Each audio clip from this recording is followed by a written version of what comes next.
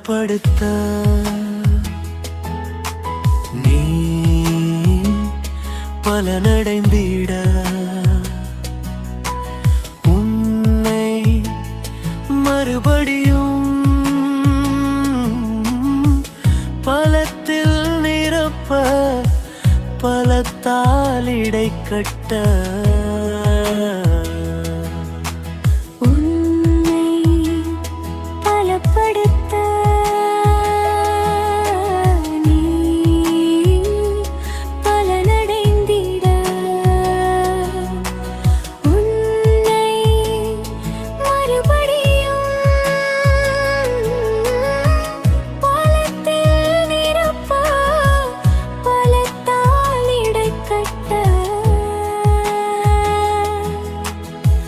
கழுகுகளைப் போல் பலனடைந்து படைந்திட உன்னை மறுபடியும் பலப்படுத்துவேன்.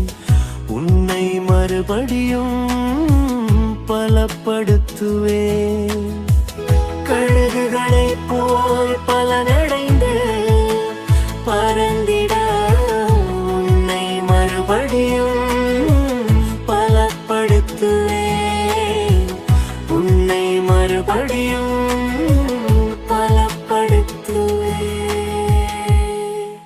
பிரியமானவர்களே, கடந்த நாட்கள் முழுவதும் ஒவ்வொரு நாளும் நீங்கள் பலப்படும்படியாய் கர்த்தர் உங்களோடு பேசினார். இந்த 40வது நாளில் ஆண்டவர் உங்களோடு சில காரியங்களை உங்களோடு பேச போகிறார். நல்ல கவனமாக கேளுங்க. இந்த 40 நாளும் உங்களோட ஆண்டவர் பேசியிருக்கிறாரு. எதற்கு பேசியிருக்கிறாரு அப்படின்னு சொன்னால், நம்மளாம் இந்த 40 நாளை விசேஷமாக சொல்லுவோம். ரோமரில் 14:6 சொல்லுது, நாட்களை விசேஷித்துக் கொள்கிறவன் கர்த்தருக்கென்று விசேஷித்துக் கொள்கிறான்.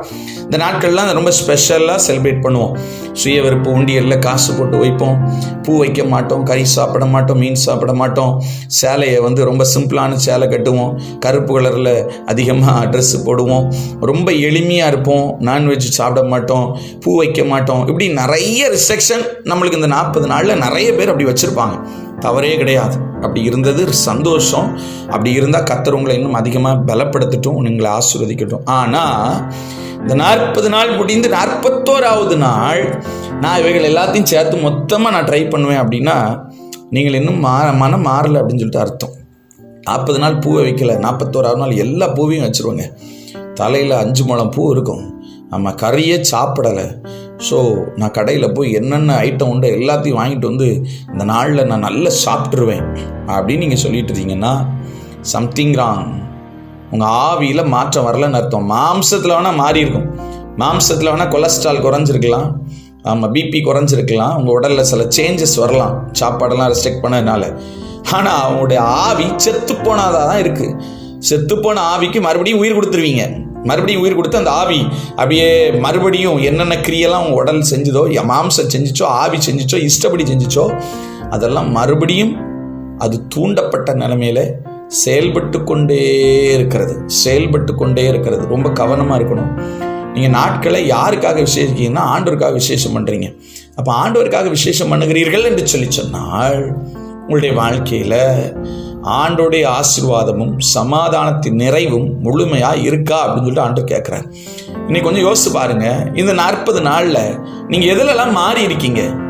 நீங்கள் எதிலெல்லாம் நான் இதில் மாறிட்டேன் பிரதர், இனிமேல் இதை நான் செய்ய மாட்டேன், நான் இதெல்லாம் மாறிட்டேன், இனிமேல் நான் இந்த பக்கமே போக மாட்டேன், இந்த சூழ்நிலையிலேருந்து நான் முற்றிலுமாக மாறிட்டேன், இது என்னை ரொம்ப காயப்படுத்திக்கிட்டு இருந்துச்சு, என்னை கஷ்டப்படுத்திக்கிட்டு இருந்துச்சு, இந்த பாவம் எனக்குள்ளே உறுத்திக்கிட்டே இருந்துச்சு, நான் இதிலெல்லாம் இருந்து முற்றிலுமாக மாறிட்டேன் அப்படின்னு உங்களால் சொல்ல முடியுமா? நான் இந்த பாவக்கிரியிலிருந்து மாறிட்டேன்.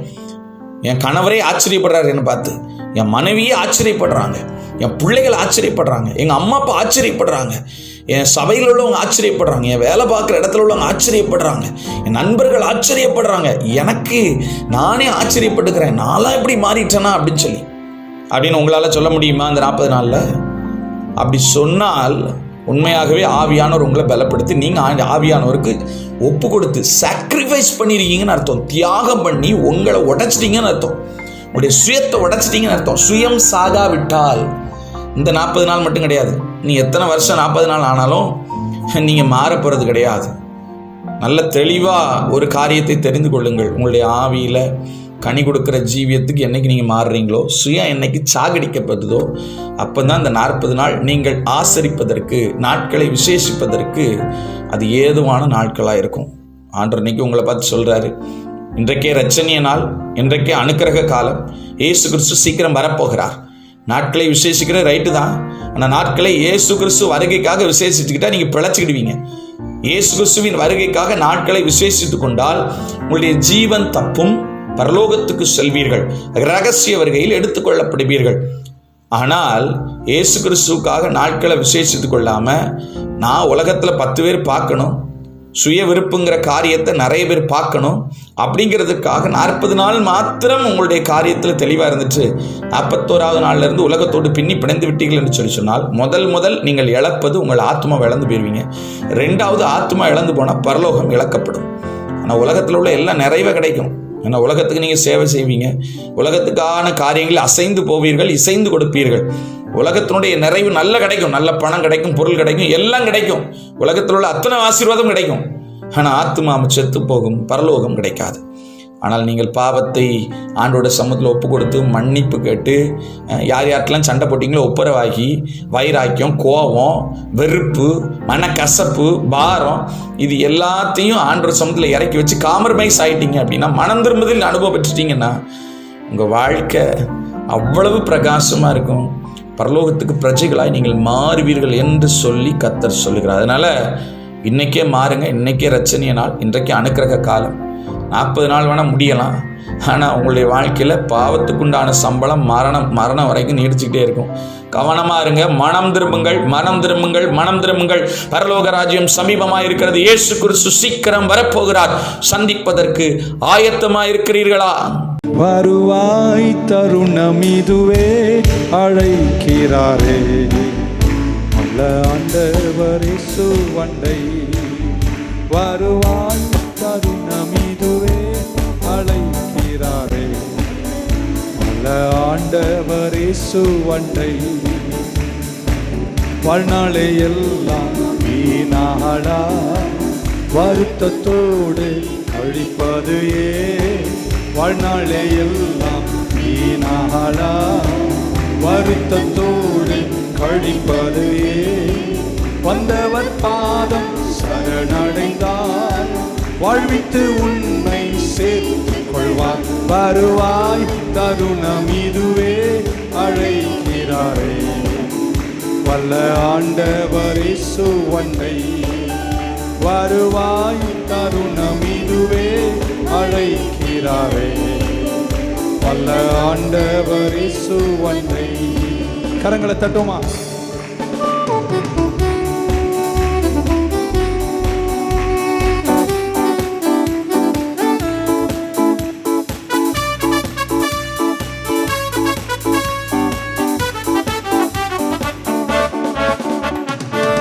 அழகு மாயை நிலைத்திடாது, அந்தஸ்தும் வீணை அழகு மாயை நிலைத்திடாது, அதை நம்பாதே மயக்கிடுமே. மரணம் ஓர் நாள் சந்திக்குமே, மறவாதே உன் ஆண்டவரை. வருவாய் தருணம் இதுவே அழைக்கிறாரே, வல்ல ஆண்டவர் இயேசு வண்டை. வருவாய் தருணம் இதுவே அழைக்கிறாரே, வல்ல ஆண்டவர் இயேசு வண்டை. கவலைகளினால் கலங்குகிறீர்களா? கண்ணீரோடு கடுமையான வாழ்க்கையை வாழ்கிறீர்களா? அடிக்கடி தற்கொலை எண்ணம் மனதை தூண்டிக் கொண்டிருக்கிறதா? எதுவும் வாழ்க்கையில் நடக்கவில்லை என்ற மன விரக்தியில் இருக்கிறீர்களா? வியாதியால் மருத்துவர்கள் கைவிட்டு விட்டார்களா? கடன் பிரச்சனையினால் வாழ பிடிக்கலையா? தம்பி, தங்கச்சி, காதல் தோல்வியில மனசு உடைஞ்சு போயிட்டியா? பிள்ளைகளை குறித்ததான கவலையோடு இருக்கீங்களா? பெற்றோர்களே, இதோ இயேசு கிறிஸ்து இவை அனைத்தையும் ஒரே நொடியில் மாற்ற வல்லமையுள்ளவராய் இருக்கிறார். ஜாதி மத இன வேறுபாடின்றி நீங்கள் விசுவாசித்தால் இன்றே இப்பொழுதே தேவ மகிமையை காண்பீர்கள் என்று கர்த்தர் சொல்லுகிறார். உங்களுக்காக பிரார்த்தனை செய்ய நீங்கள் தொடர்பு கொள்ளுங்கள். 9976737223 9976737223. நீங்கள் விசுவாசித்தால் விடுதலையை நிச்சயம் நீங்கள் பெற்றுக்கொள்வீர்கள். இயேசு கிறிஸ்துவின் மகிமையை நீங்கள் காண்பீர்கள்.